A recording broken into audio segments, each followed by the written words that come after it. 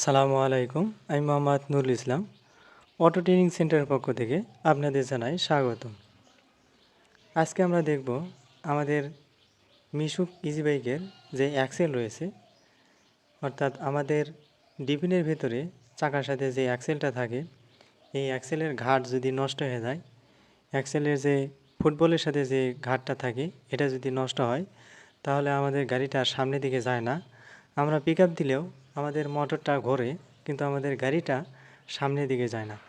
তো এই গাড়িটা নিয়েছে, তো এক বড় ভাই নিয়ে এসে বলতেছে যে আমি পিক আপ দিচ্ছি, আমার মোটর ঘুরতেছে, ভেতরে হর হর শব্দ হচ্ছে, কিন্তু আমার গাড়ি সামনের দিকে যাচ্ছে না। তো এই গাড়িটার অ্যাক্সেলের সমস্যা। তো আমি চাকাটা খুলে নিলাম।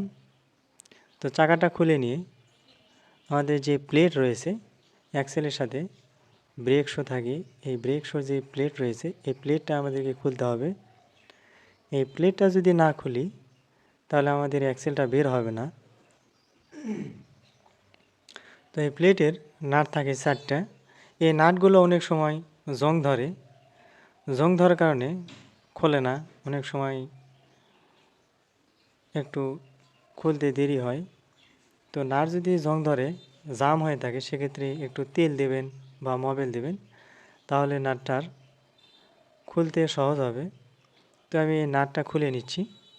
তো নাটটা খোলা হলেই এই অ্যাক্সেলটা বের হয়ে আসবে, আর অ্যাক্সেলটা বের হলেই দেখতে পাবো যে অ্যাক্সেলের যে ঘাট রয়েছে, অ্যাক্সেলের মূলত খুব সূক্ষ্ম ঘাট থাকে। এই ঘাটটা যদি নষ্ট হয়ে যায়, সেক্ষেত্রে আমাদের বাবুল যে প্রিমিয়াম রয়েছে এই বাবুল প্রিমিয়ামের সাথে আর সেট খায় না, এজন্য গাড়িটা আর সামনের দিকে যায় না। তো অ্যাক্সেলটা আমার খোলা প্রায় শেষের দিকে। তো অ্যাক্সেলটা খুলে নিলাম।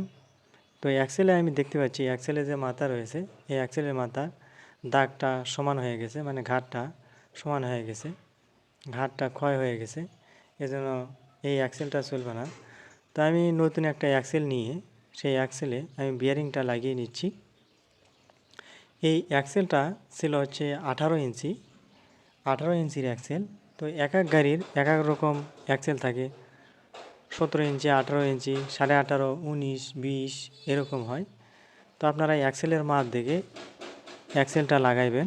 তো অ্যাক্সেলটা বিয়ারিং লাগিয়ে আমি অ্যাক্সেলটা ঢুকিয়ে দিলাম এবং প্লেটের যে 4টা নাট রয়েছে এই 4টা নাট লাগিয়ে নিচ্ছি। শুরু থেকে শেষ পর্যন্ত আপনি যদি এই ভিডিওটা দেখেন তাহলে অ্যাক্সেল কিভাবে খুলতে হয়, কিভাবে বিয়ারিং লাগাইতে হয়, এটা আপনি ইনশাল্লাহ শিখতে পারবেন।